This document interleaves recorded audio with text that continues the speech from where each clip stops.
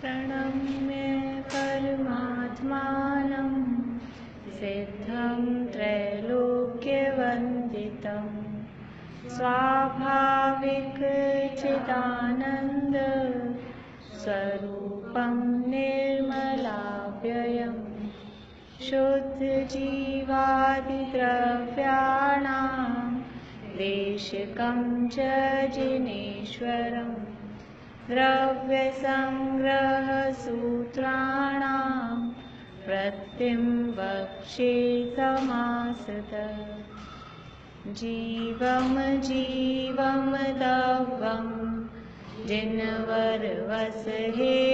जेडणे तीर्थं देविन्दविन्दवन्दं वन्दे तं सर्वदा शिरसा कहे जीव अजीव जिनवर वृषभ ने लोक में वे वंद्य सुरपति वंद से वंदन करूं कर जोड़। गाथाएं सुनाई थी ना आप लोगों ने? चलिए चौथी गाथा की बात अपनी चल रही थी।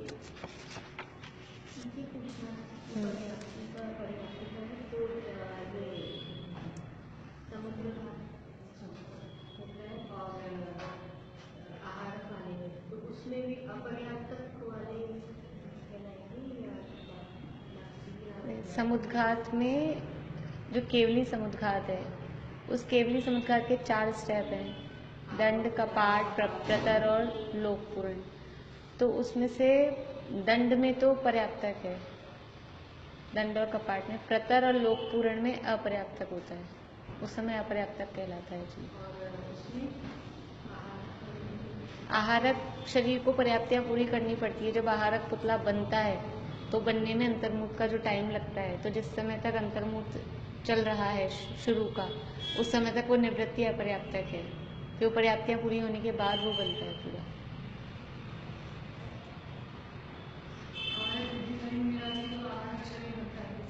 हाँ,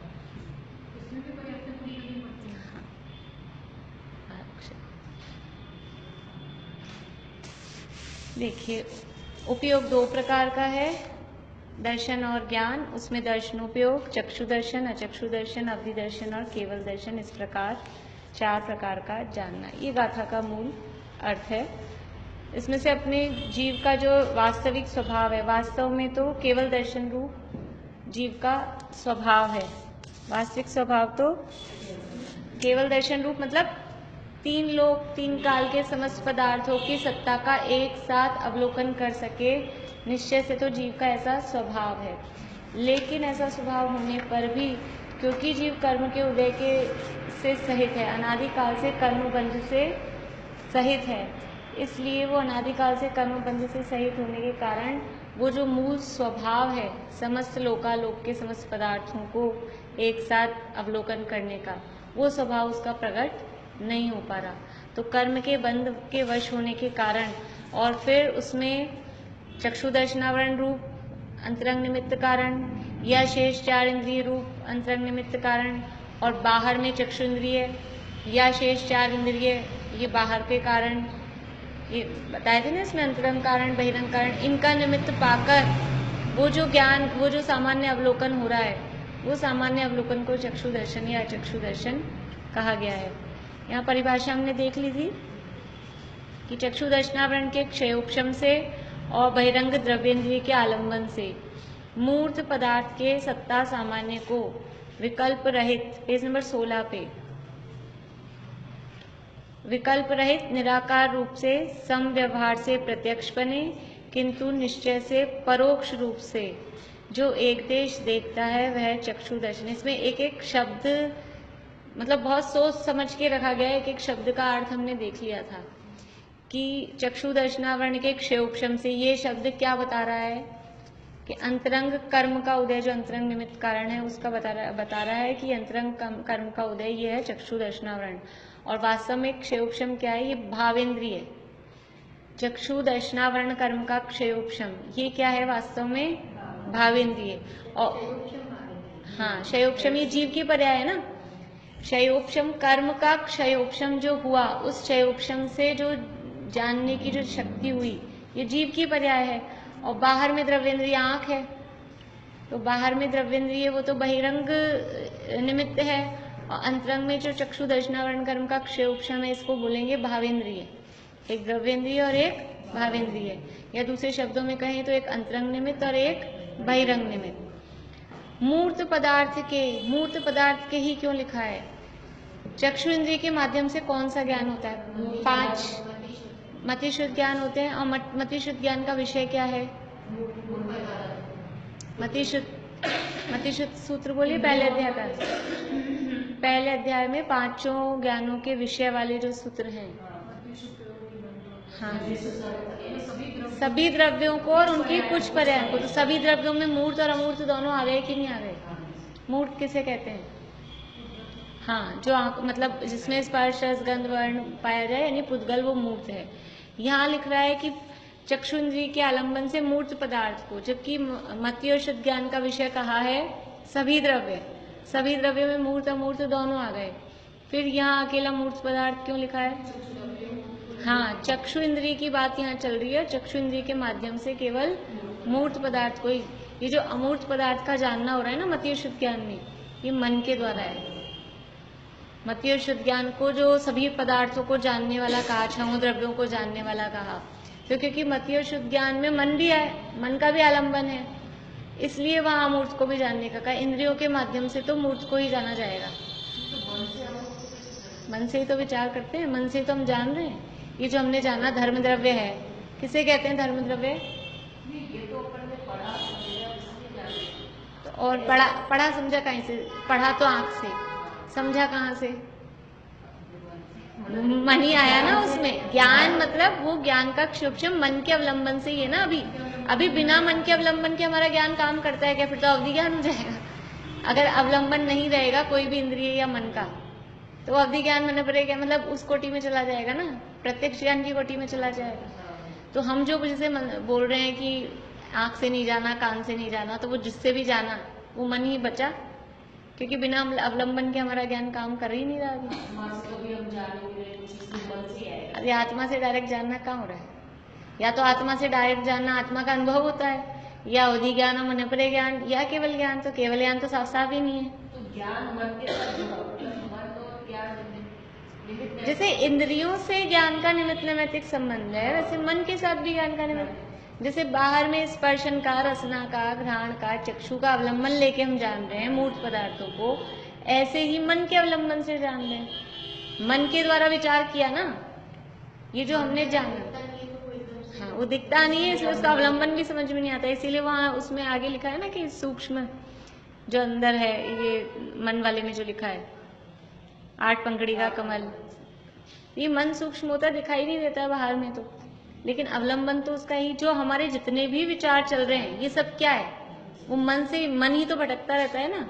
आंख जैसे ही बंद होती है तो सारी इंद्रियां समेट के कहाँ केंद्रित हो जाती है? वो सारा मन पे आ जाता है सारा, बस वो मन फिर इसीलिए इतना चंचल होता है, फिर कितने विकल्प उठते हैं। हाँ, हमको ऐसे लगता है हम जैसे काम कर रहे हैं, किचन में काम कर रहे हैं, तो हमारे कोई विकल्प नहीं चलते जाता है।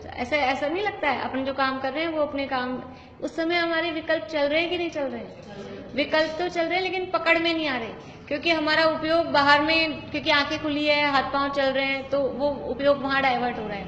और जैसे ही शांति से बैठे, और अगर हाँ, और फिर जब आंख बंद कर लिया, अब तो काम हाथ पांव से तो हो नहीं रहे, दिमाग भी सारा इधर कंसंट्रेट हो गया, ज्यादा नहीं आ रहे विकल्प, तो आ ही रहे हैं उतने ही, लेकिन वो अब पकड़ में ज्यादा आ रहे हैं। उस समय हमारा ज्ञान काम कर रहा है। हम इस चीज को अगर पकड़ें कि अभी हमारा ज्ञान काम कर रहा है, उस समय तो हमारा ये जो उपयोग है ना, यही उपयोग जब किचन के काम कर रहे हैं, उस समय हमारा दर्शनोपयोग और ज्ञानोपयोग ये इंद्रियों के माध्यम से बाहर में डाइवर्ट हो रहा है। तो हम अपने उन विकल्पों को पकड़ नहीं पा रहे, तो ख्याल में नहीं आता हमारे क्या क्या विकल्प चलते रहते हैं। क्योंकि मन है तो वो मन बिना विचारों के, बिना विकल्पों के रहता नहीं है। लेकिन अब जब बाहर के ये शरीर के काम बंद हो गए, आंखें भी बंद हो गई, तो अब वो क्या होता है कि हमारा ज्ञान वो सारा बाहर में, एक तो पहले 5 में जा रहा था, 6 में जा रहा था, अब वो 6 की जगह केवल 1 पे केंद्रित हो गया पूरा। 5 से तो बंद हो गया, स्पर्शन रसना घ्राण चक्षु ये सारे काम बंद हो गए। अब वो हमारे फिर वो हमारा ज्ञान उस समय समझ लीजिए, उस समय अगर ज्ञान को पकड़े हम, बस उसी से आत्मानुभूति हो जाए कि वो उस समय हमारा ज्ञान हाईलाइट हो रहा है, क्योंकि अब इन विकल्पों को जान रहा है वो कौन जान रहा है? इन विकल्पों को जानने वाला मैं हूँ। ये विकल्प तो तब भी थे, अभी भी हैं, लेकिन उस समय अगर हम ज्ञान को पकड़ लें कि ये जो विकल्प चल रहे हैं ये इसको कौन जान रहा हूँ, कि ये अब विकल्प पकड़ में आ रहे हैं, ये मैं ही तो हूँ। ये तो पकड़ते ही है ना, तो ज्ञान से जानते हैं कि हमारे ये विकल्प आ रहे हैं, इनको रोके हम फिर उसमें ये रोकना, ये राग द्वेष में लग जाते हैं ना। हम उसमें फील करें कि ये विकल्प है, ये मैं नहीं हूँ, लेकिन इन विकल्पों को जानने वाला मैं हूँ, विकल्प मैं नहीं हूँ। हाँ, वो निर्विकल्पता होती है, उसका मतलब है कि राग द्वेष के ये सारे मतलब बिल्कुल राग द्वेष नहीं करता। हाँ, विकल्प देखो, वहाँ जो स्वानुभूति के काल में निर्विकल्प होने की बात है, वहाँ निर्विचार होने का नाम निर्विकल्प होना नहीं है। मोक्षम प्रकाशक में ये शब्द दिए टोडामंजी साहब ने कि निर्विचार होने का नाम निर्विकल्प होना नहीं है। निर्विचार मतलब ज्ञान से रहित होने का नाम निर्विकल्प नहीं है। ज्ञान तो चलेगा, लेकिन ये जो राग द्वेष के जो हमारे चलते हैं, राग द्वेष के विकल्पों को विकल्प कहते हैं। तो वो जो एक तो देखो, ज्ञान को सविकल्प कहा यहाँ अपने उपयोग के प्रकरण में अपन ने लिखा है ना, दर्शन और ज्ञान के अंतर में लिखा है। तो दर्शन निर्विकल्प है और ज्ञान सविकल्प है। तो वहां क्या अर्थ है? वहां भेद करके जानना। दर्शन भेद नहीं करके जानता है, सामान्य रूप से जानता है, और ज्ञान भेद करके जानता है। और यहाँ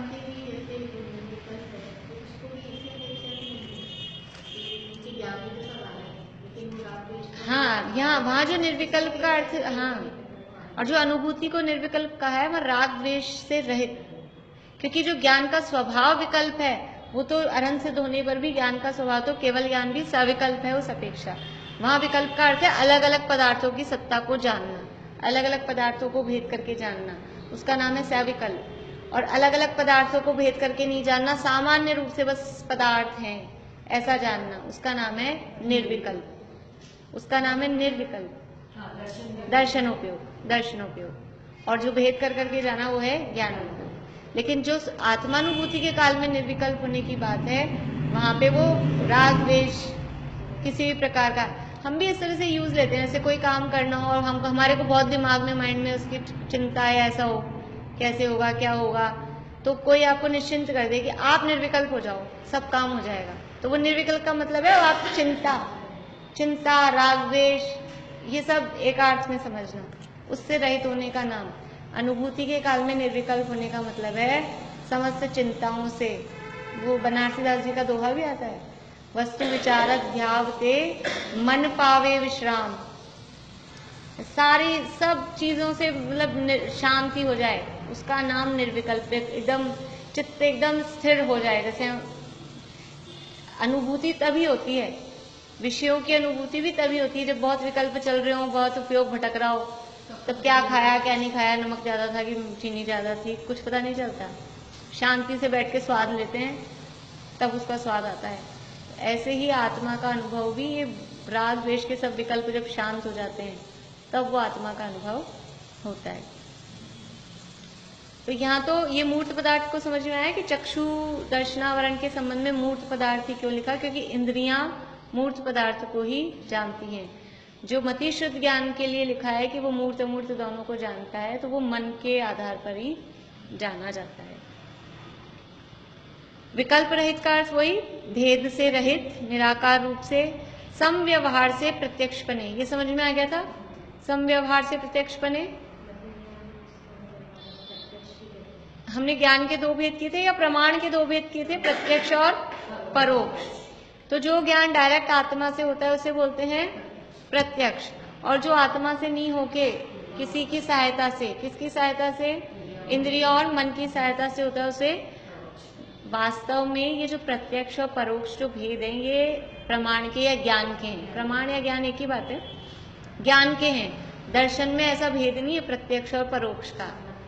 दर्शन तो निर्विकल्पक है, उसमें प्रत्यक्ष परोक्ष का भेद नहीं है, लेकिन क्योंकि किस ज्ञान के पहले कौन सा दर्शन हो रहा है, और वो जो ज्ञान जिस ज्ञान के पहले हो रहा है वो ज्ञान प्रत्यक्ष था कि परोक्ष था, इसका उपचार करके, इसका क्या बोलेंगे, आरोप करके उस दर्शन को भी प्रत्यक्ष या परोक्ष नाम दिया है।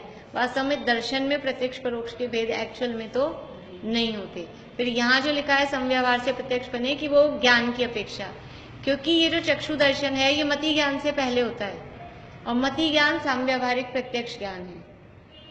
चक्षु दर्शन, या बात किसकी चल रही है, चक्षु दर्शन की। चक्षु दर्शन होता है मति ज्ञान से, चक्षु इंद्रिय से जो मति ज्ञान हो रहा है उससे पहले चक्षु दर्शन होता है, और वो जो मति ज्ञान है वो मति ज्ञान है समव्यवहारिक प्रत्यक्ष। इसलिए इस चक्षु दर्शन को भी समव्यवहार से प्रत्यक्ष बने ऐसा कहा है। कारण समझ में आया? ये समव्यवहार का मतलब है व्यवहार से उसको प्रत्यक्ष कहा। एक्चुअल में तो है मति ज्ञान परोक्ष, क्योंकि मन और इंद्रिय की सहायता से होता है, लेकिन हमने ऐसे उदाहरण दिए थे ना कि हम ऐसे बोलते हैं मैंने अपनी आंखों से प्रत्यक्ष देखा, मैंने खुद ने अपनी आंखों से देखा है, ऐसा बोलते हैं। तो इसलिए व्यवहार में उसको आंखों से देखे को प्रत्यक्ष कहा जाता है, उसको बोलते हैं सामव्यवहारिक या समव्यवहार से प्रत्यक्ष। यदि ऐसा प्रश्न पूछा जाए कि यहाँ पर चक्षु दर्शन को समव्यवहार से प्रत्यक्ष क्यों कहा गया है, तो क्या कारण कहेंगे? साथ में ये भी जोड़ा जाए कि दर्शन में तो प्रत्यक्ष परोक्ष का भेद ही नहीं होता, फिर यहाँ चक्षु दर्शन को समव्यवहार से प्रत्यक्ष बने और निश्चय से परोक्ष बने क्यों कहा? बोलिए, क्या जवाब देंगे? अभी अपनी बात चली ना, बोले देखा अभी हमने इसमें परोक्ष का मतलब तो ये हो गया कि किसी दूसरे निमित्त, कोई बीच में निमित्त आ रहा है, जैसे दूसरे के निमित्त से देखा, और प्रत्यक्ष यानी हमने आंखों से देखा तो उसको प्रत्यक्ष कह रहे हैं, और परोक्ष और नहीं। मति ज्ञान पूर्वक नहीं होता, दर्शन पूर्वक ज्ञान होता है। मेरा प्रश्न नहीं सुना। प्रश्न ये है कि अभी अभी हमने कहा कि वास्तव में दर्शनोपयोग में प्रत्यक्ष परोक्ष का भेद नहीं होता। दर्शनोपयोग तो दर्शनोपयोग होता है, ना वो प्रत्यक्ष होता है ना वो परोक्ष होता है। फिर यहाँ चक्षु दर्शन को समव्यवहार से प्रत्यक्ष बने और निश्चय से परोक्ष रूप से, ऐसा क्यों लिखा? फिर क्यों दो भेद किए कि प्रत्यक्ष भी है परोक्ष भी है?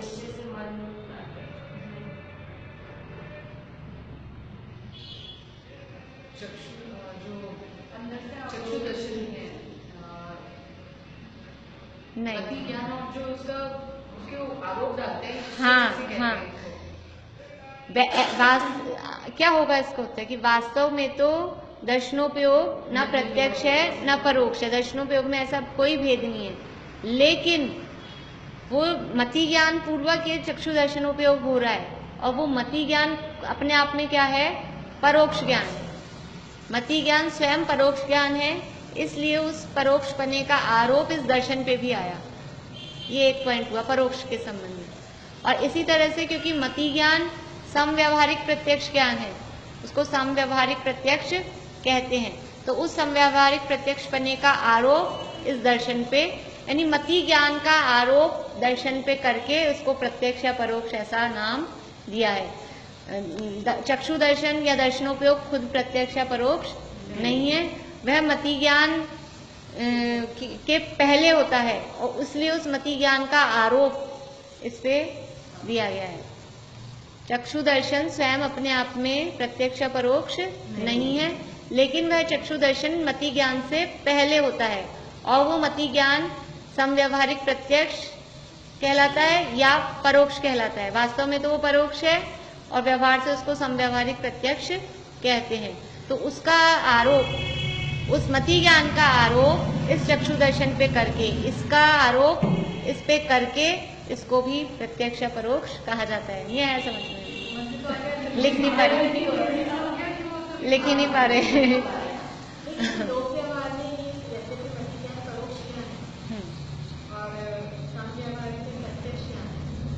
क्या क्या लिखा आपने?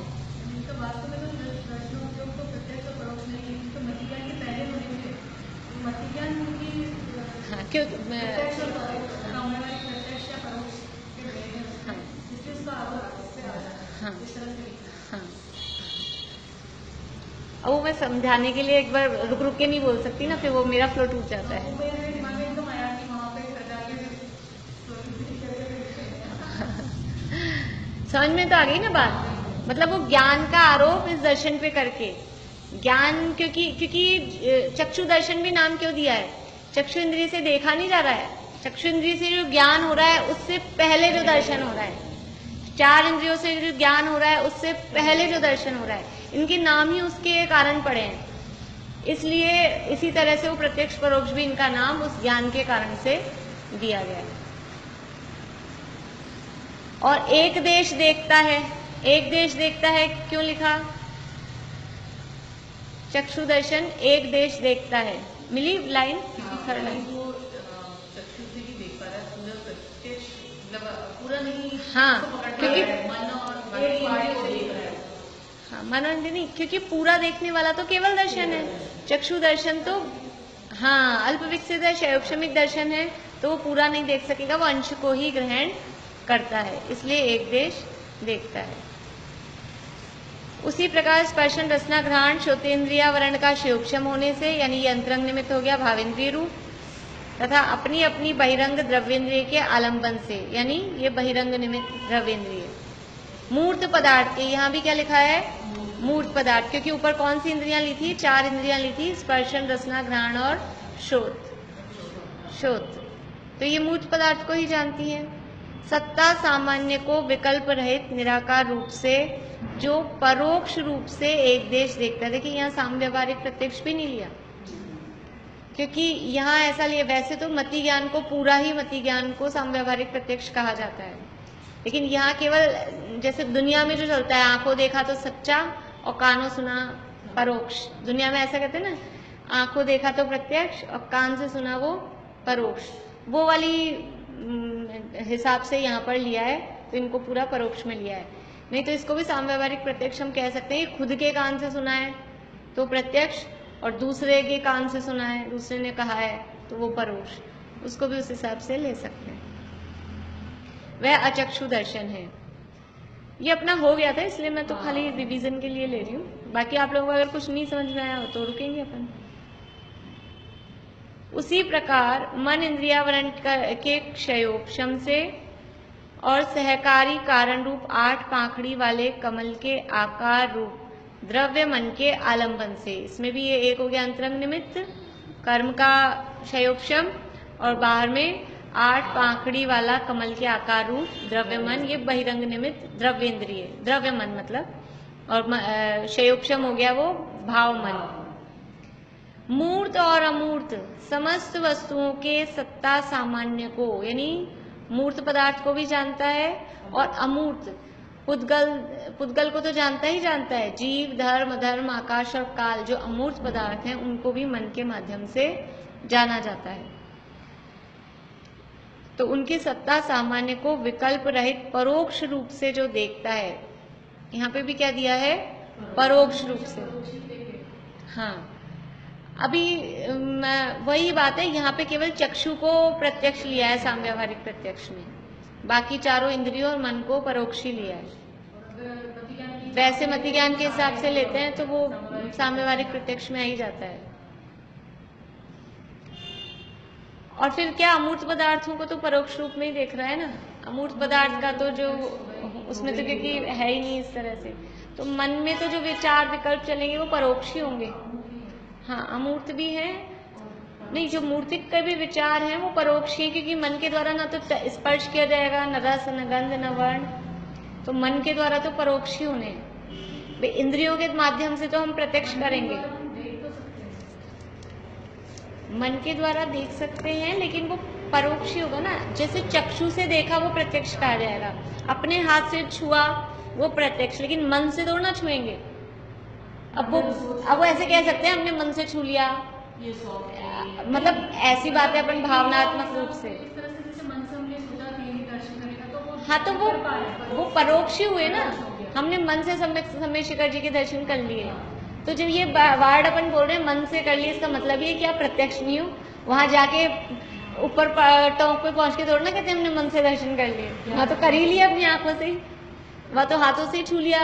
लेकिन ऐसे हम कहते हैं हमने मन से, जैसे हम मान लीजिए स्त्री पर्याय में हम भगवान के स्पर्श नहीं कर पाते, तो भी हम सुबह प्रक्षाल होती देख के हम भावना भाते हैं, तो हमने भावनात्मक रूप में हमने स्पर्श कर लिया, तो वो मन से तो किया। तो मन से किया वो प्रत्यक्ष किया कि परोक्ष किया? परोक्ष किया। तो मन का तो परोक्ष में ही जाने वाला है, मन तो पूरा परोक्ष, क्योंकि इंद्रियों से ही हो सकता है प्रत्यक्ष, तो मन तो कहीं टच तो होगा नहीं, देखने जानने का काम इस तरह से, इसलिए हम मन को परोक्ष रूप से ही लिखा है।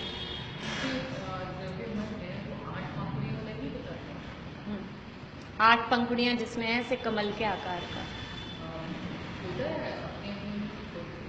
होता है। अब वो तो कोई कार्डियोलॉजिस्ट से पूछे साइंस में नहीं आता है ऐसे, लेकिन पता नहीं कुछ कोई देखें करें कि दिख सकता है क्या, कोई डॉक्टर्स पे तो नहीं दिखता है, अभी सूक्ष्म ही होता है, वैसे दिखता नहीं है। लेकिन 7 जो चक्र है ना वो भी पकड़ने नहीं आते, जो बताते हैं। और फिर किसी भी इंद्रियों को कहाँ पकड़ने आता है डॉक्टर को? जो उपकरण उपकरण कोई चीज आ रही जो भावेंद्रियां है, भावेंद्रिय नहीं पकड़ में आएगी।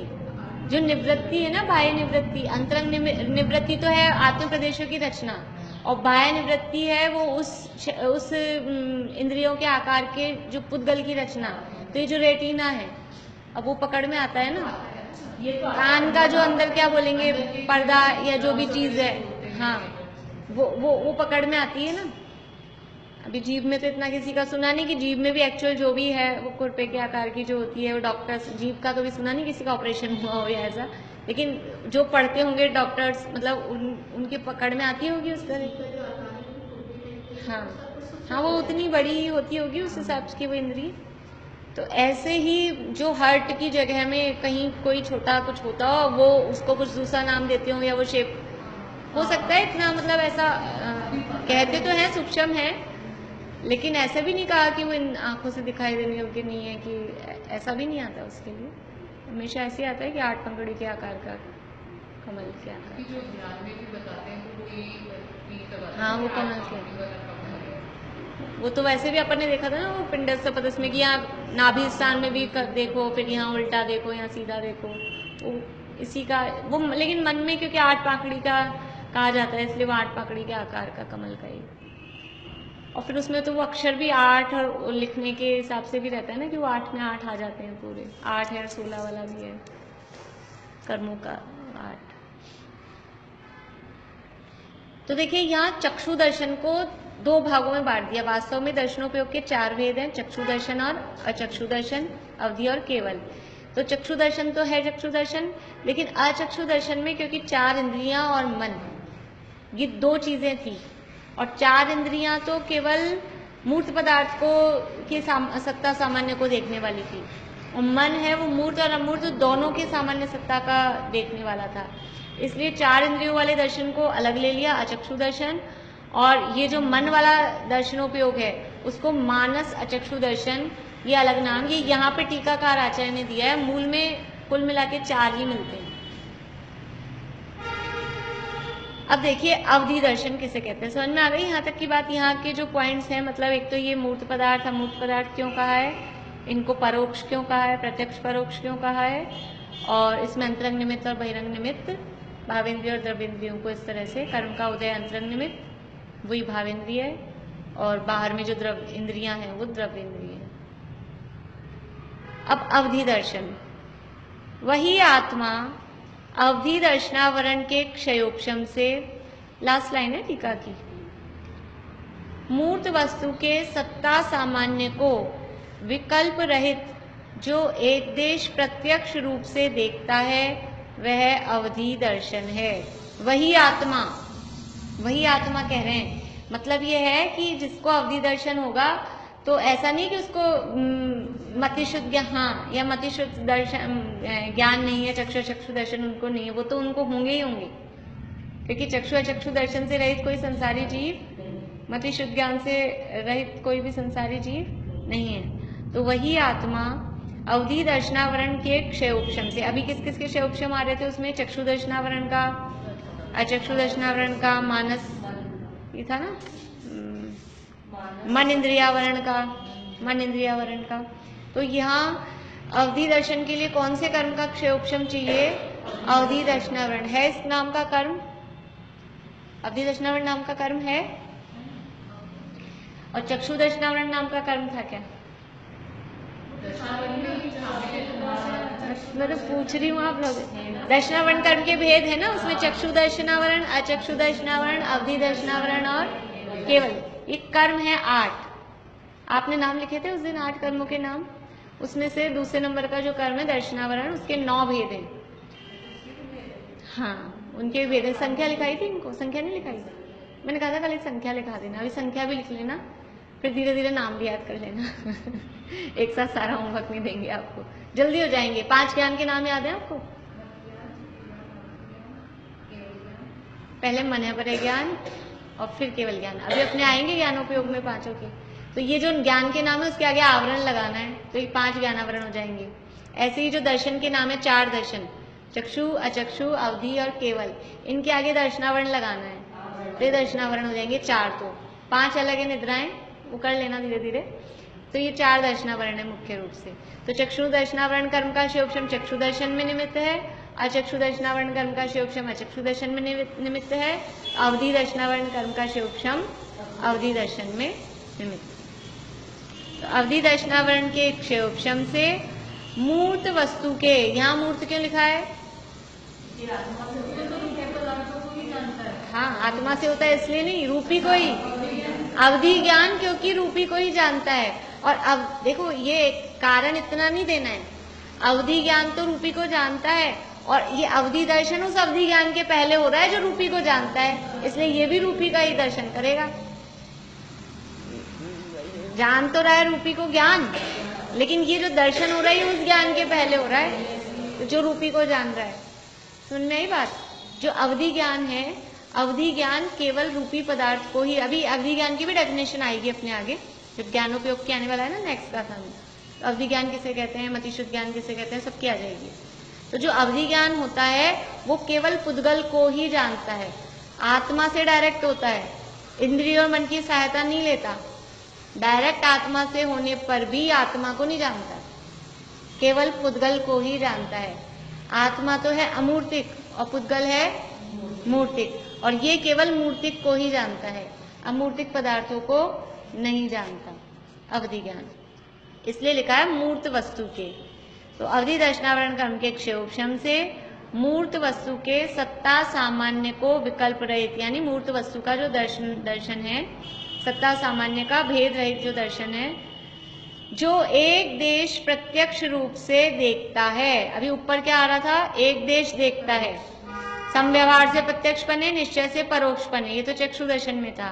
और अचक्षु दर्शन में परोक्ष रूप से एक देश, मानस में भी परोक्ष रूप से। और यहाँ लिखा है एक देश प्रत्यक्ष रूप, मतलब ऊपर हर डेफिनेशन में सेट लैंग्वेज है, बिल्कुल वही की वही बातें हैं, लेकिन जिस जगह जो चाहिए वो शब्द बदले हैं। तो क्योंकि एक देश जान रहा है, इसका क्या कारण है? क्योंकि अवधि दर्शन है वो क्षयोपशमिक दर्शन है, क्षयिक दर्शन नहीं ना, कर्म के आवरण से सहित है, संपूर्ण पदार्थों को एक साथ नहीं देख रहा, कुछ पदार्थों को सत्ता का अवलोकन करता है, इसलिए एक देश। एक देश का अपोजिट होता है पूर्ण, सकल, सर्वदेश या पूर्ण। तो पूर्ण को जाने, तो अवधि दर्शन पूर्ण को देखता है क्या? पूर्ण को देखने वाला तो केवल दर्शन है, अवधि दर्शन थोड़े को ही देखता है। तो जो थोड़े को देखता है उसको लिखा है एक देश। जो केवल दर्शन नहीं है, केवल ज्ञान नहीं है, वो सब थोड़े को ही जानते देखते हैं। केवल दर्शन और केवल ज्ञान ही संपूर्ण को जानते हैं और संपूर्ण को देखते हैं। तो ये अवधि दर्शन है वो थोड़े पदार्थों को देखता है, इसलिए लिखा एक देश। लेकिन कैसे देखता है? प्रत्यक्ष देखता है। प्रत्यक्ष देखता है मतलब आंख से, आत्मा से, आत्मा से डायरेक्ट होता है। प्रत्यक्ष का मतलब इंग्लिश में बोलेंगे तो डायरेक्ट। डायरेक्ट कहाँ से होता है? आत्मा से। तो आंशिक रूप में देखता है, लेकिन आत्मा से डायरेक्ट देखता है, वह अवधि दर्शन है। समझ में आई बात? हाँ आत्मा से देख रहा है और मूर्त को ही देख रहा है, अमूर्त को ही देख रहा है। तो आत्मा का ज्ञान दर्शन जो गुण है उसमें ऐसा विभाग वो नहीं है भेदभाव कि ये केवल आत्मा का गुण है तो आत्मा को ही जाने, बिना आत्मा वाले को नहीं जाने, यानी अमूर्त को जाने मूर्त को नहीं जाने। आत्मा से जाना है, वो आत्मा को नहीं। हाँ यही तो आश्चर्य वाली बात है। हम क्या कर रहे हैं, जो भी जानता है वो आत्मा से ही जानता है, जो भी जीव जान रहे हैं वो आत्मा का ही तो है ज्ञान गुण। आत्मा से जानना क्यों बोला? हम भी तो आत्मा से लेकिन हम सहायता ले रहे हैं ना, जान तो आत्मा से ही रहे हैं। देखो जो भी चलता है ना या जो भी देखता है वो अपनी आंख से ही देखता है, जो भी देखेगा। लेकिन जिनके चश्मा चढ़ा है उनके बीच में ये चश्मे का अवलंबन है। एक तो आप कहोगे हम डायरेक्ट देख रहे हैं, और जो चश्मा लगा के देख रहे हैं उनके बीच में एक चश्मे का अवलंबन है।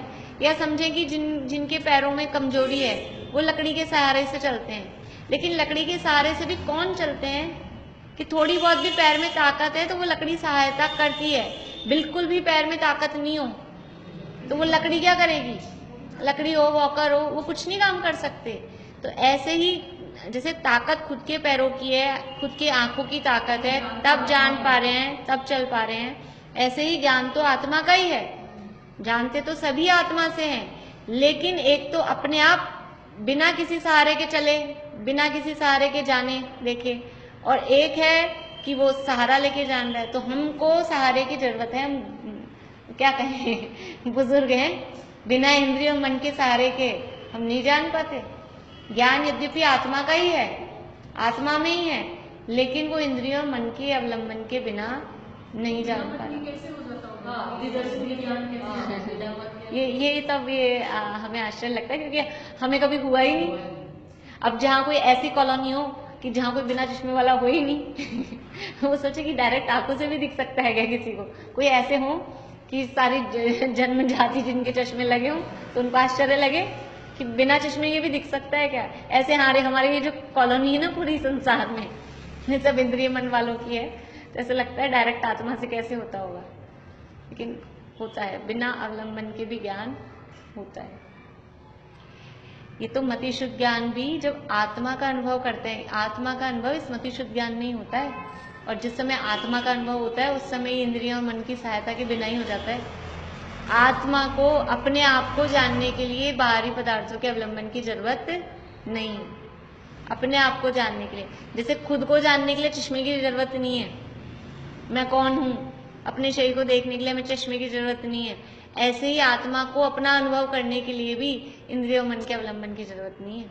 यहाँ मति शुद्ध ज्ञान में भी तो अवधि ज्ञान मन परे ज्ञान भी हो जाता है बिना आत्मा, तो बिना इंद्रियों मन के डायरेक्ट आत्मा।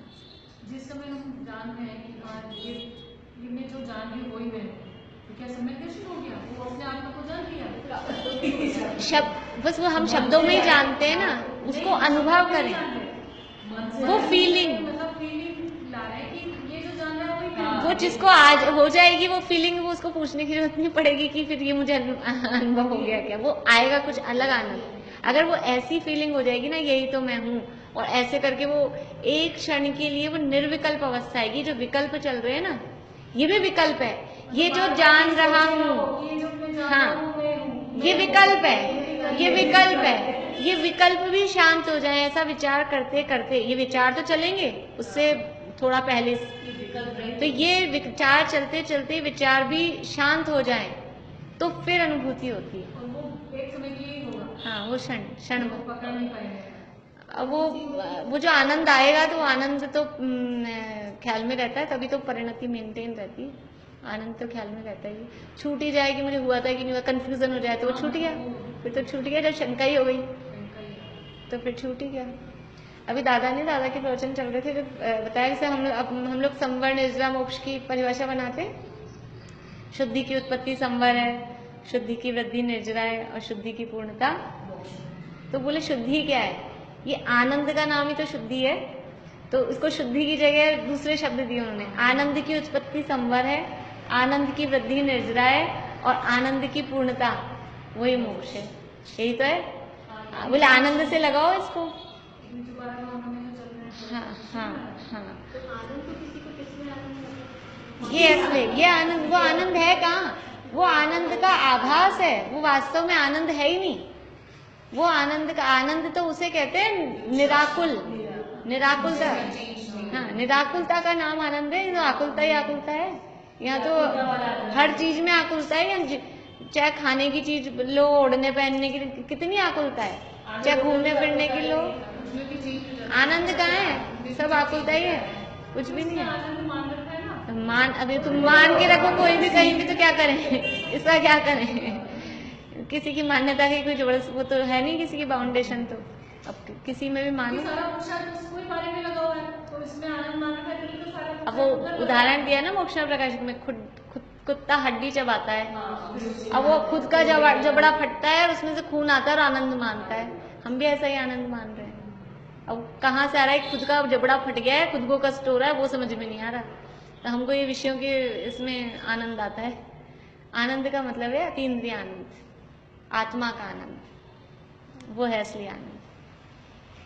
देखिए इसमें क्या बातें हैं, ये तो परिभाषा है। वैसे परिभाषा क्या है अवधि दर्शन की? सामान्य परिभाषा कि अवधि ज्ञान से पहले होने वाले दर्शन को या पहले होने वाले सामान्य अवलोकन को अवधि दर्शन कहते हैं। परिभाषा तो ये है, क्या है?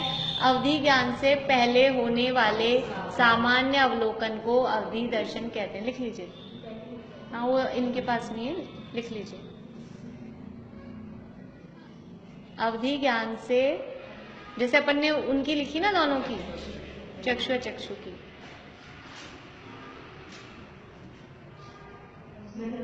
पहले होने वाले सामान्य अवलोकन को अवधि दर्शन कहते हैं। हाँ, अभी अपन तो बहुत बार सुन चुके हैं ना, याद हो गई अपने को, इसलिए पहले होने वाले, अवधि ज्ञान से पहले होने वाले सामान्य अवलोकन को अवधि दर्शन कहते हैं। ये तो एक सामान्य जो अब तक परिभाषा पढ़ी है हमने, वो है। अभी यहाँ क्या विशेष बात बताई है कि अवधि दर्शनावरण कर्म के क्षय उपशम से मूर्त वस्तु के सत्ता सामान्य को विकल्प रहित जो एक देश प्रत्यक्ष रूप से देखता है, वह अवधि दर्शन है। वो पुरानी तो याद है ही, ये याद करनी है, ऐसा नहीं है वही काम चल जाएगा।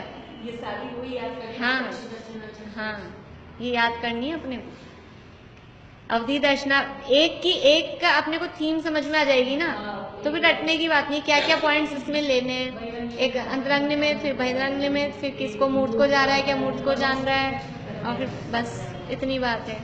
तो अवधि दर्शनावरण का शिवोपशम मूर्त वस्तु के सत्ता सामान्य को विकल्प रहित जो एक देश प्रत्यक्ष रूप से देखता है, वह अवधि दर्शन है। ये अवधि दर्शन किसको होता है? देखिए अवधि ज्ञान दो प्रकार के हैं,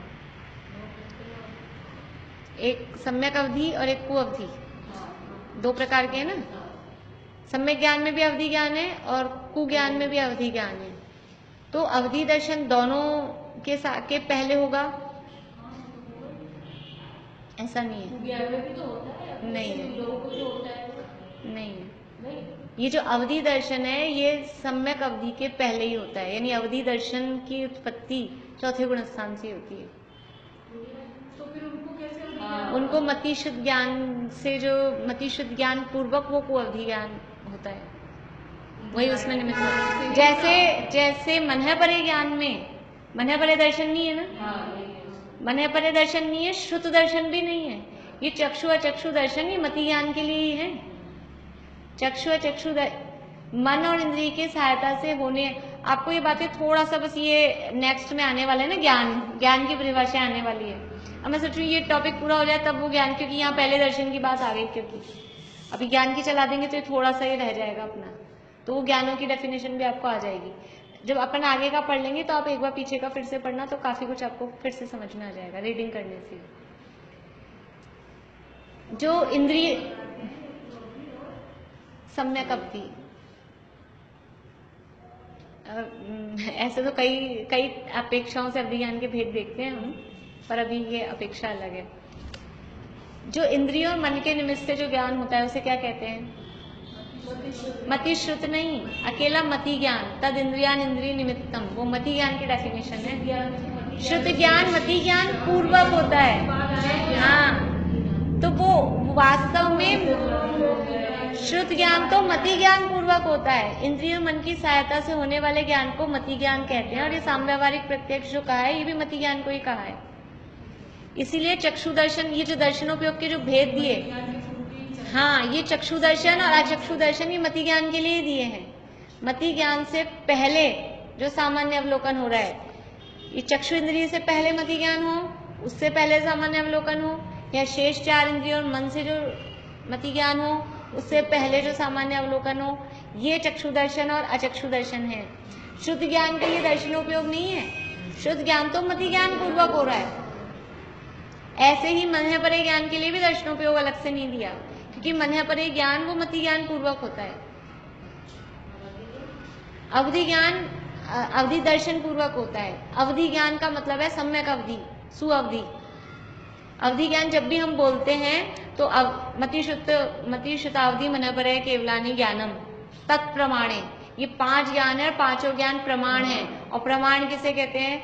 सम्यक ज्ञानम प्रमाणम। सम्यक ज्ञान को प्रमाण कहते हैं। तो ये 5 ज्ञान सम्यक ज्ञान है। फिर वो कुमति कुश्रुत को अवधि तो अलग लिया है, विपर्ययश्च। इसलिए अवधि ज्ञान के पहले अवधि दर्शन होता है, कु अवधि ज्ञान के पहले कु अवधि दर्शन या अवधि दर्शन नहीं होता। वो मति ज्ञान पूर्वक ही, जो मति ज्ञान में जो हुआ वही उसमें निमित्त बनता है। कु अवधि दर्शन होता है? नहीं होता, कु अवधि दर्शन नहीं होता। मने परे तो होता ही नहीं। कु तो मने परे तो वैसे ही मुनिराजों को ही होता है, कु का चक्कर ही नहीं जो अवधि दर्शन हो रहा है, किनको हो रहा है अवधि दर्शन? अवधि दर्शन नहीं हो रहा उनको, अवधि ज्ञान हो रहा है। अवधि ज्ञान हो रहा है, कु अवधि ज्ञान हो रहा है। तो उसमें अवधि ज्ञान से पहले उनको दर्शन नहीं हो रहा। हाँ, उनको अवधि दर्शन नहीं हो रहा। कु अवधि ज्ञान से पहले अवधि दर्शन नहीं हो रहा, वो मति ज्ञान पूर्वक ही, यानी उसमें क्या निमित्त बन रहा है उनके कु अवधि दर्शन में? वो मति ज्ञान ही उनके कु अवधि दर्शन में निमित्त बनता है। दर्शन भी बन रहा है। हाँ। नहीं, अब वो चक्षु दर्शन अचक्षु दर्शन जो उनको हो गया होगा, मतलब पहले जब हुआ है तब। ऐसे क्यों? अब क्यों तो नहीं, ऐसा ही है नियम, ऐसा ही है नियम। बाकी सब में तो नहीं है। अवधि दर्शन है वो सम्यक ज्ञान के बाद ही। अवधि दर्शन की उत्पत्ति चौथे गुण स्थान से कही गई है, सम्यक में ही कही गई है। मतलब ये नियम है, नियम है। अब इसमें क्यों तो कैसे लगाए हम कि ये अवधि दर्शन अवधि ज्ञान के पहले, क्योंकि डेफिनेशन में दिया है अवधि दर्शन अवधि ज्ञान के पहले होता है।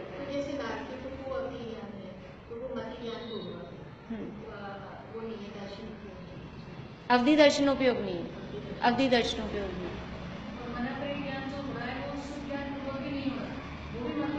हाँ, मति ज्ञान पूर्वक होता है। वो क्या है कि चलते रहते हैं, बस वही उसमें निमित्त बनता है, लेकिन वो सबसे पहले इनिशियल मति ज्ञान है, इसलिए वो मति ज्ञान को ही निमित्त कहा जाता है। मने परे ज्ञान, और चाहे ये हो पूर्ति, क्योंकि मति ज्ञान तो है ही। मति ज्ञान पूर्वक ही शुद्ध ज्ञान हो रहा है, तो मति ज्ञान तो रहेगा ही नहीं शुरू में, इसलिए। तो ये अवधि दर्शन कौन से गुण स्थान से प्रारंभ होता है? चौथे गुण स्थान से। और कहाँ तक रहेगा?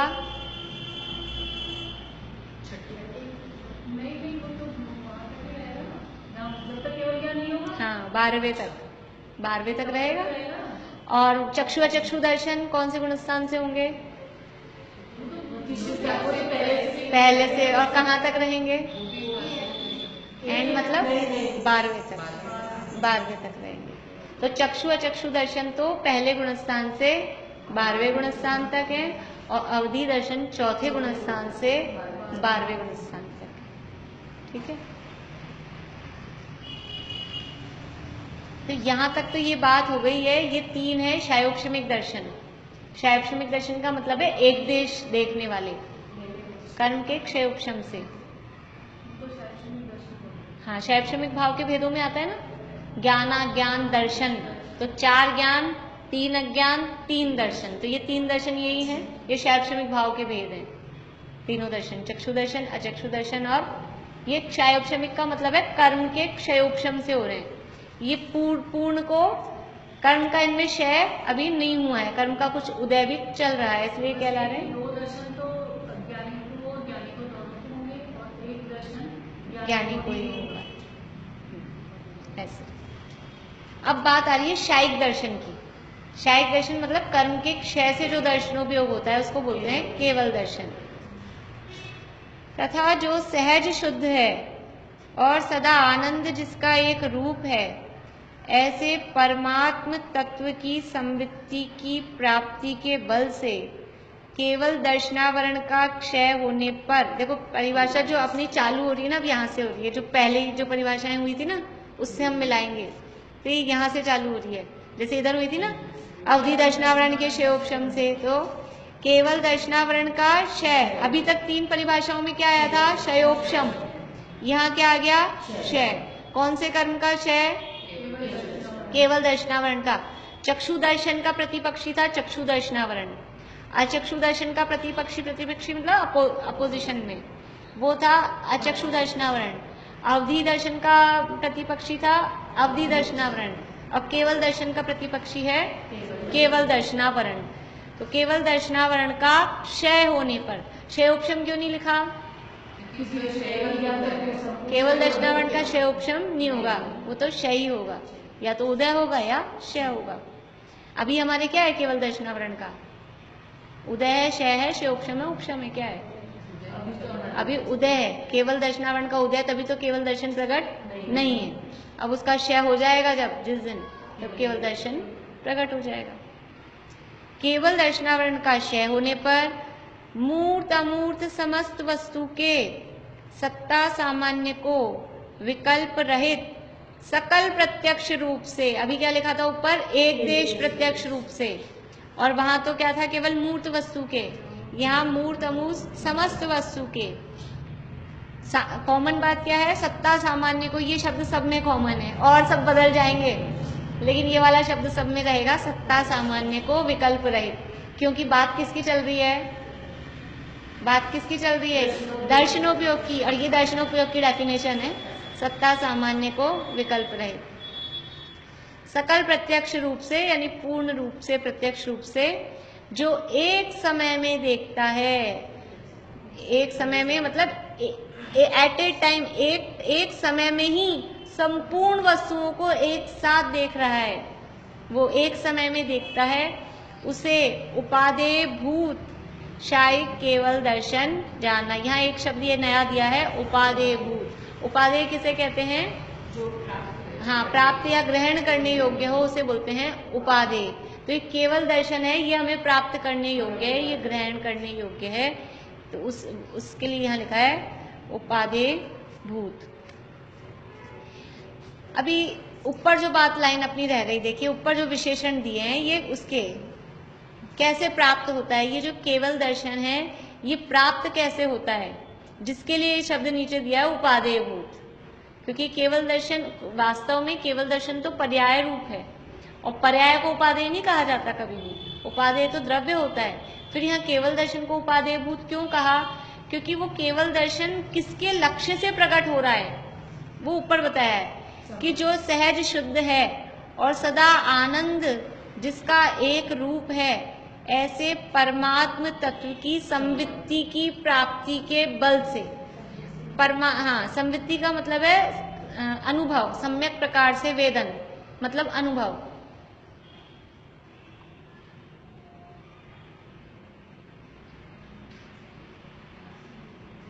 तो ये केवल ज्ञानावरण का क्षय कैसे होगा?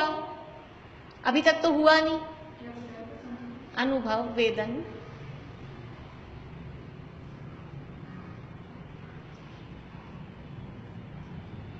अपन ने चालू यहां से की ना, केवल दर्शनावरण का क्षय होने पर। लेकिन ये केवल दर्शनावरण के क्षय का कारण क्या है? वो कारण है कि जो सहज शुद्ध और सहज सदा आनंद रूप परमात्म तत्व है, उस परमात्म तत्व का अनुभव, उस अनुभव को प्राप्त कर लिया तो उसकी जो ताकत आ गई, आत्मा को प्राप्त करके, आत्मा का अनुभव करके जो बल आया, कौन सा बल आया? वो अनंत वीर्य, अनंत वीर्य प्रकट हो रहा था ना उसी समय।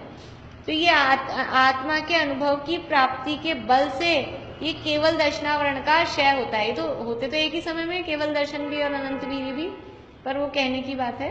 तो आत्मा के अनुभव में वो ताकत है जो केवल दर्शनावरण कर्म का क्षय कर सकती है, वरना केवल दर्शनावरण तो चला आ रहा है अनादिकाल से। तो ये नष्ट कैसे होगा कि आत्मा, बस इसका अर्थ इतना ही है, जो सहज शुद्ध, जो शुद्ध है और सदा आनंद रूप है, ऐसा वो परमात्म तत्व। कौन है वो परमात्म तत्व? जीव कौन? वो मैं स्वयं, आत्मा कोई और नहीं। वो ऐसा सदा शुद्ध और सदा आनंद रूप ऐसा जो मैं हूँ, उसका जो अनुभव होगा, उस अनुभव को प्राप्त करने का जो बल आएगा, उसकी जो ताकत आएगी, उस ताकत के आधार पे केवल दर्शनावरण कर्म का क्षय होगा और उससे मूर्त अमूर्त समस्त वस्तु के सत्ता सामान्य को विकल्प रहित सकल प्रत्यक्ष रूप से एक समय में देखता है। उसे ही वो उपादेय, ऐसा केवल दर्शन क्यों नहीं उपादेय भूत होगा? जो आत्मा के अनुभव के बल से प्रकट हुआ है वो सदा काल ही उपादेय भूत है, इसलिए वो शायद केवल दर्शन जानना। इस तरह से ये 4 दर्शनों की बात अपनी यहाँ पर हुई है। इसमें एक ये बात ध्यान रखने वाली बात है कि ये जो इसमें से 4 दर्शन है, 4 दर्शन में से 3 को हमने कहा शायोगशमिक और एक है शायिक। केवल दर्शन को शायिक दर्शन भी कहते हैं, जैसे केवल ज्ञान या शायिक ज्ञान, अनंत ज्ञान, ऐसे अनंत दर्शन, शायिक दर्शन, केवल दर्शन बराबर एक ही बात है, पर्यायवाची है। केवल दर्शन कहो, शायिक दर्शन कहो, अनंत दर्शन कहो। तो ये छद्मस्त, छद्मस्त मतलब अल्पज्ञानी, जिनको केवल ज्ञान नहीं है। तो पहले गुणस्थान से लेके 12वें गुणस्थान तक के सभी जीव कहलाते हैं छद्मस्त। छद्मस्त को तो दर्शनोपयोग पहले, ज्ञानोपयोग बाद में, ऐसा क्रम से होता है। दर्शनोपयोग पूर्वक ही ज्ञानोपयोग होता है। अल्पज्ञानी जीवों को दर्शनोपयोग पूर्वक ही ज्ञानोपयोग होता है, लेकिन केवल ज्ञानियों को ज्ञान और दर्शन एक साथ होते हैं। उनके अनंत दर्शन और अनंत ज्ञान या केवल दर्शन और केवल ज्ञान एक साथ होते हैं, उनको आगे पीछे का कोई क्रम नहीं है। छद्मस्त को ये जो दर्शनोपयोग हो रहा है या उपयोग है, चाहे दर्शनोपयोग हो चाहे ज्ञानोपयोग, छद्मस्त को एक उपयोग अंतर्मुख से ज्यादा नहीं रहता। अंतर्मुख के बाद वो उपयोग बदलता है। दर्शनोपयोग और दर्शनोपयोग में जो चल रहा है तो वो उसमें ट्रांसफर होगा, कन्वर्ट होगा। इसी तरह से ज्ञानोपयोग में भी एक ही उपयोग लगातार अंतर्मुख से ज्यादा छद्मस्त को नहीं चल सकता। लेकिन केवल ज्ञानियों को वो तो एक बार जब हो गया प्रकट तो साथ ही अनंत काल तक एक साथ अनंत दर्शन और अनंत ज्ञान वो चलते रहते हैं। ये इसमें विशेष बात है। ये 2-3 पॉइंट्स मतलब विशेष हैं, वो इजीली जानने में नहीं आते। एक तो जो चौथे गुणस्थान में मैंने बताया आपको कि अवधि दर्शन चौथे गुणस्थान में ही प्रकट होता है, और छद्मस्त को ये जो उपयोग है ये अंतर्मुख से ज़्यादा नहीं चलता, अंतर्मुख में बदलता रहता है। और अंतर्मुख का मतलब पौना घंटा है, ये बहुत कम होता है, मतलब बहुत ज़्यादा है। ऐसा बहुत कम होता है कि पौन घंटे तक कंटिन्यू, ये तो मिनट्स में सेकंड्स में बदलता है। हाँ हाँ, इस तरह से। और ज्ञान दर्शनोपयोग से ज्ञानोपयोग, ज्ञानोपयोग से, ये तो दर्शनोपयोग ज्ञानोपयोग तो चल ही रहे हैं, पर वो मति ज्ञान, शुद्ध ज्ञान, इनमें भी आपस में बहुत जल्दी जल्दी ये परिवर्तन।